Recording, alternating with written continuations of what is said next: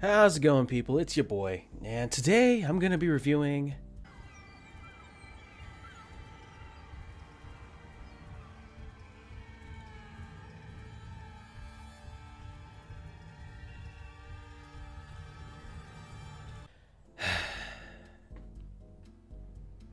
GreedFall. Is a game made by spiders, and no, not real spiders, these ones.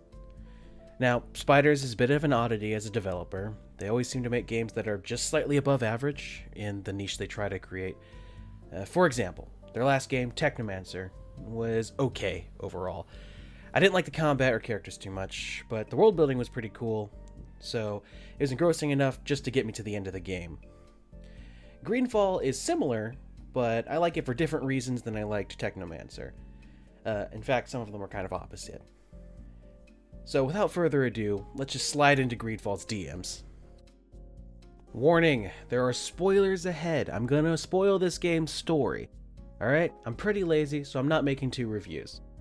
Alright, if you want to just know whether or not to buy the game or not, just skip to the end of the video, and there'll be a timestamp in the description. Alright? Alright. You begin the game by dropping into the world as Sardine. I mean... My name is Desade. Yeah, that's your name. Don't worry, you're gonna introduce yourself the exact same way to essentially everyone you meet. Your character is nobility of some sort, even though your exact rank is never really explained too much. Though it appears you're going to be sent to an island called Tier 4D, as the... I am the legate of the merchant congregation. You may wonder exactly what does that entail. Well, a legate is described as someone who handles diplomatic relations with other nations. Though you tend to do more than that. In fact, the term is pretty confusing considering legate was a term for leaders of Roman legions, though you're an ambassador, so I thought I would be doing, military affairs on the island. But at the end of the day, you being a legate, quote-unquote, doesn't really affect your gameplay too much. Some people react to it, most don't. So at the end of the day, it's kind of pointless. No one ever seems to recognize your authority. There's plenty of times you could just tell people, I'm a fucking legate, so do what I say. But it never comes up.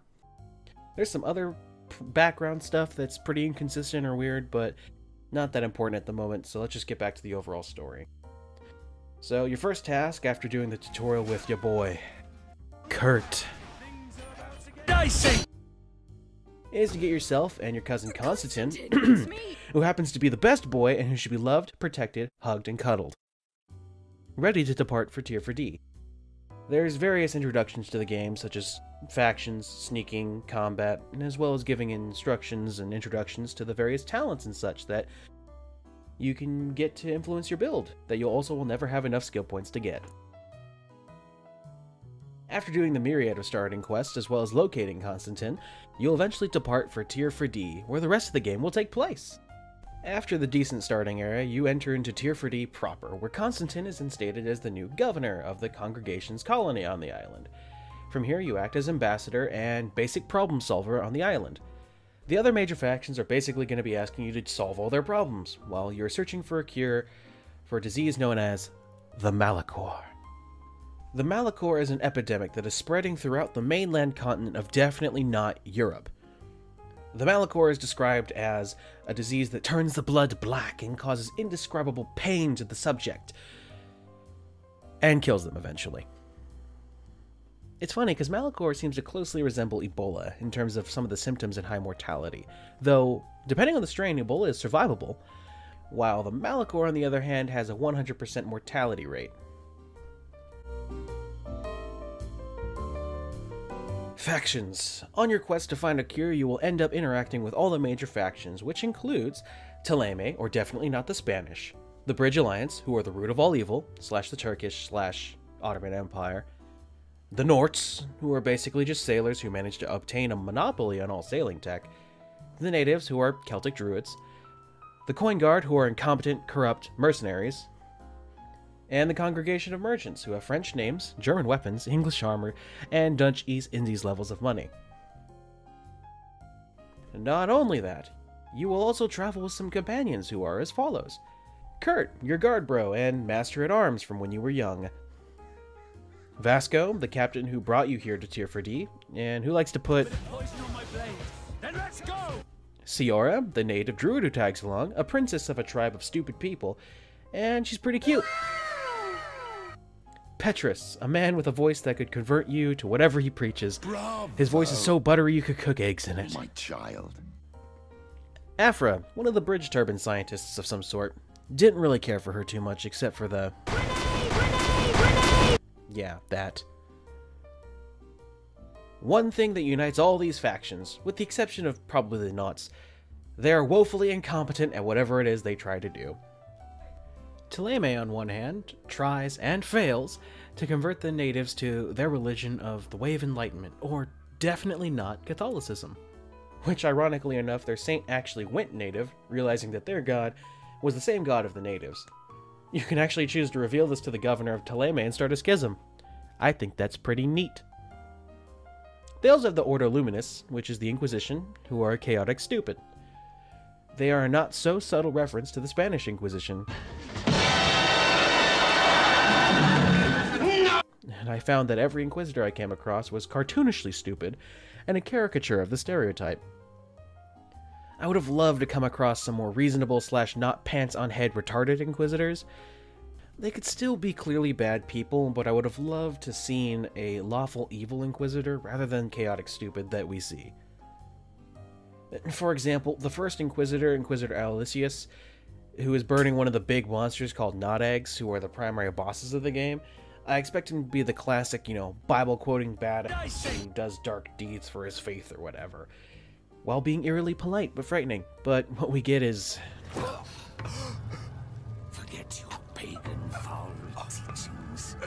Embrace the true faith. You are mad. Renounce your gods!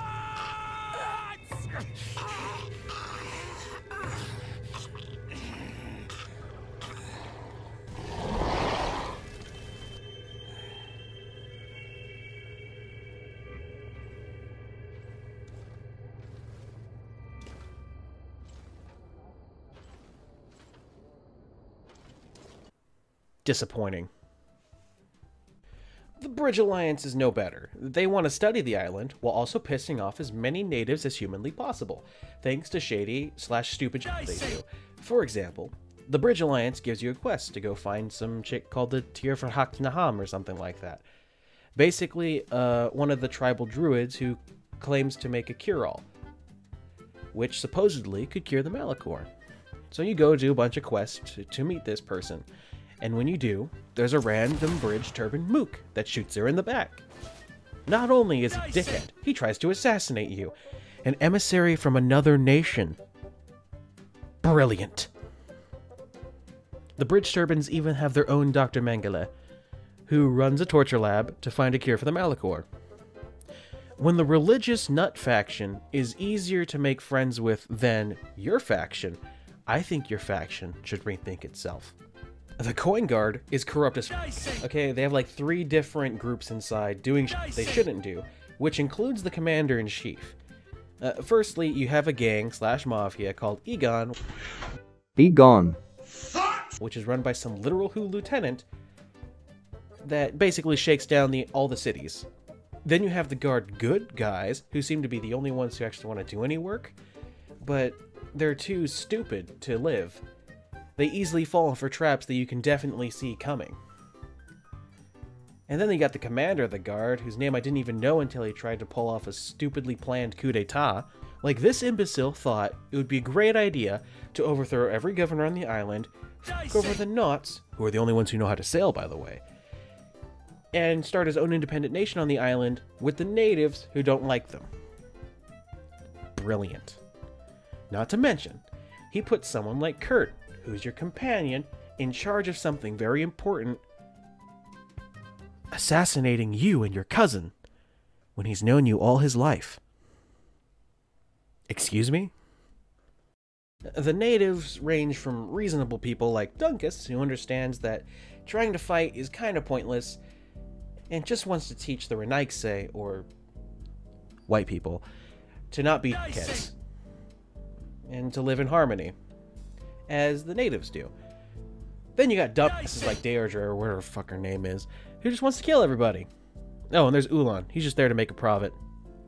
He's a pretty smart guy. Siora also has a tribe, but they're pretty stupid, so we can ignore them. The congregation, they do fuck all. Your only person that you see is Constantine, and he's the best boy, so... So, that leaves the Knots. Well, they're the only ones who are actually competent. All they do is just drive their boats. It's a ship, not a boat. Not a boat. Oh, sorry. Ships. They basically act as taxi drivers for all the other factions on the ocean. They happen to have a total monopoly on all the sailing techniques and have managed to convince the other factions magic to sail, when in actuality, they're just competent sailors, which is hilarious. The story is pretty forgettable. The twists that can be seen are both kind of stupid and meh. You want to search to find the Malachor, which involves a lot of boring quests, where you go talk to a random dude, then run to some other place, kill some mooks and monsters, run all the way back to that dude, rinse and repeat. I could complain less about all the goddamn running you have to do in the game if it were at all consistent. If you had to physically travel everywhere in the game, it'd be fine. It'd be part of the immersion. However, some quests, you're given the option to just fast travel back to the guy you need to go to. Most of them you don't. Why? It's so aggravating. Especially the city-based quests where you have to run over the goddamn city. It's just minutes upon minutes of running. Most of the B-reel from me playing this game is just me running to other places. It's noticeably aggravating. It would be less so if the game made it a point that you needed to maintain immersion by the limited fast travel system that they have. However, it isn't.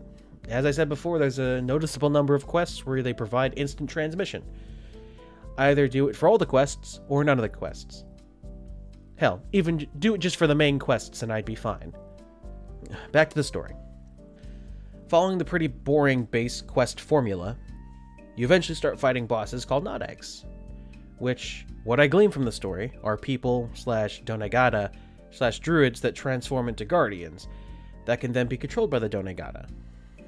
There are quite a few of these Not Eggs throughout the world, and with a decent variety. I do have to admit that the encounters with these things are pretty awesome. Even during the endgame where my build was pretty much made me a killing machine, I could still be clapped by them. Eventually, as I said before, the Coin Guard attempts the stupid coup d'etat. Now, if you're a good little RPG player like me, you know one of the rules of all RPGs is do every side quest you possibly can before even touching main quests. If you did that, you should be fine. As if you dutifully did Kurt's companion quest, then you'll find that he'll warn you about the coup d'etat. I thought this is just what simply happens, but it appears that if you don't do the side quest, then he just straight up betrays you. It also turns out that Constantine has been infected by the Malachor, so now there's a race to help him. And race I did. Firstly, I went to find the best healer on the island, so I could heal the good boy from the pain of the Malachor. Getting the best native healer on the island, you go back on your quest to find a cure. Eventually, you find out you need to talk to the local deity, and on Mel Frichteman, who I will be referring to as Mel from now on, because I'm not going to be saying that name again. However, to talk to him, you need to go to a special sanctuary, which needs the High King to open. So do you go report to Constantine about the news? He's just straight up missing! And turns out, the High King kidnapped him, killed the healer, who was named Katazak, after he had performed a ritual to help Constantine. So you just murder the High King and get him back? After some not-so-subtle foreshadowing that occurs, that shows Constantine is gonna be evil, which of course comes true, Constantine becomes a Donegad.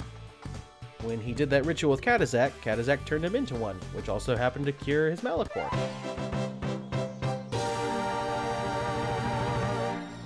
Supposedly, his realization that he would die soon drove him mad, which I think is stupid.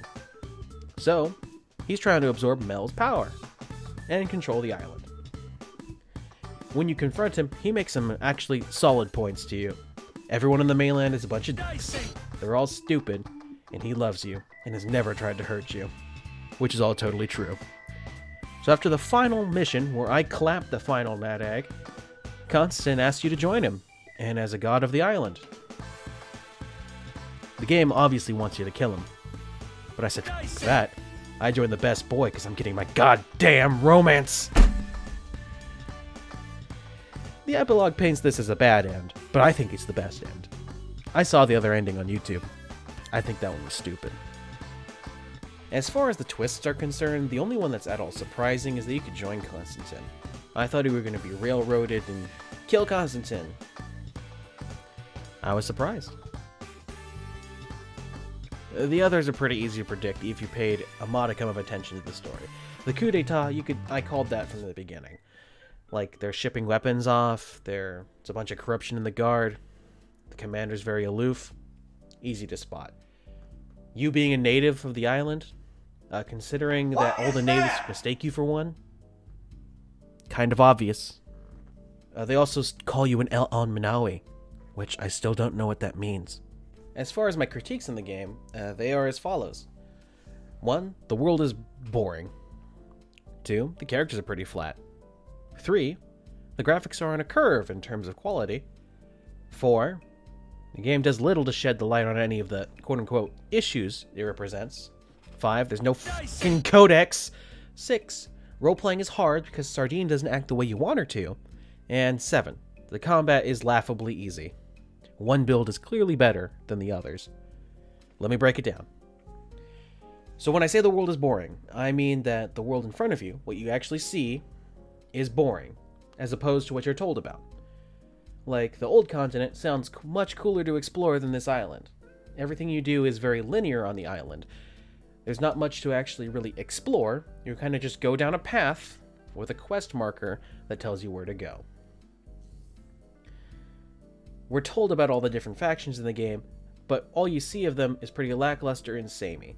The cities of San Mateus and Hikmet are easily forgettable. There are some small differences, like how San Mateus has this huge off set of stairs that leads to the governor's mansion, and a nod egg that was burned to the stake. Hikmet doesn't really have anything, except an alley that you can go down mistakenly trying to leave the city, which leads you to nowhere. The characters are all just caricatures of various stereotypes to all the nations they reference. Inquisitors are overzealous pricks. The bridge turban scientists are sociopathic souls. The Merc Guard are corrupt as the natives are literal tree huggers. And the congregation do call. The graphics are pretty okay. The environments are pretty. However, there are many times where the textures are bad or kind of spaz out. The lighting is off in most places, and there's ubiquitous amounts of clipping that goes on with the characters and their outfits. Speaking of outfits, how come I can't see the weapons I have equipped? But the NPCs can. What the?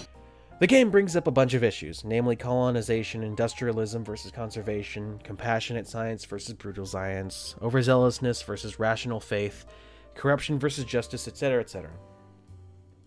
Now, unlike a game that has a team committed to actually tackling these subjects, GreedFall just presents them to you as black and white scenarios, and any attempt to make any effective change, in any direction, is either impossible, or creates literally zero benefit for you as a player. The f***ing codex. There are so many times throughout the game where the native, or someone who mentions something in esoteric language, is in a text that's a different color. Now, you would think this means I should go look this up in the codex, and maybe it's color-coded or something, I don't know. However, you can't! Because the codex, quote-unquote, doesn't have any information on the language of the fucking natives.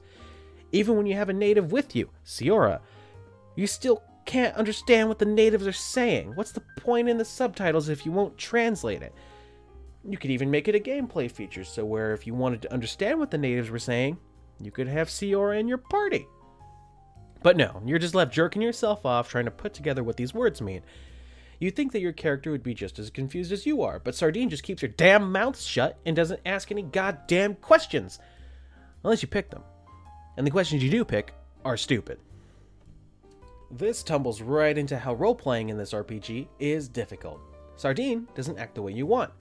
For example, I wanted to play Sardine as a true-blooded noble. The fact that she was ridiculed for the mark on her face, I wanted that to form her into a person with a superiority complex, and have a true you attitude. However, there are no real ways to portray this. There are very little options to roleplay Sardine. You either are a smooth talker because you invested in charisma and intuition, which I don't see why you wouldn't, or you just insist all the goddamn time. No options.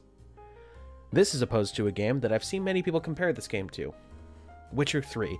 In Witcher, you can play a different Geralt to my Geralt.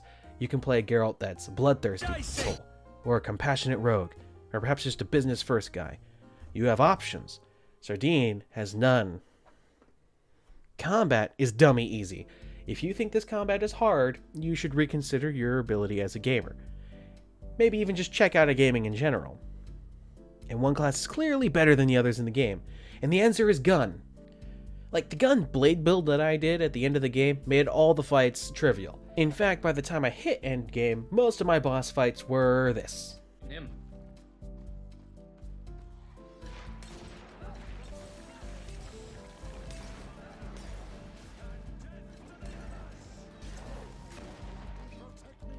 He's actually not that hard. I mean, he was hard for me because I was fighting him at like level 10. But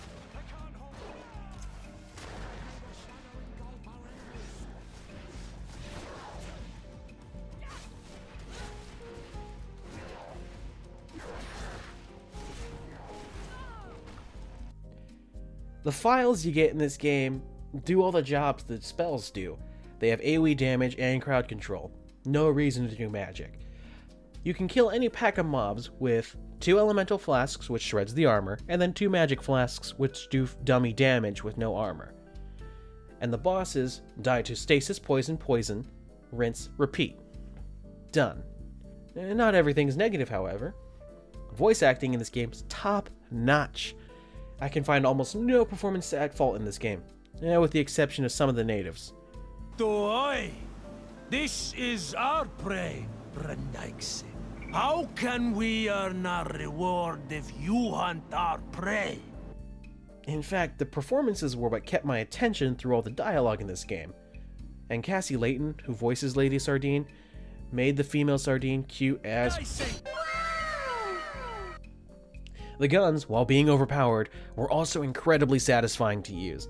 In fact, dodging into a gunshot was the most satisfying thing to do in this game, which did make me look forward to combat, granted combat being easier. I also did every single side quest with the exception of the 2 collection quests, because that. And doing everything in the game took about 30 to 40 hours.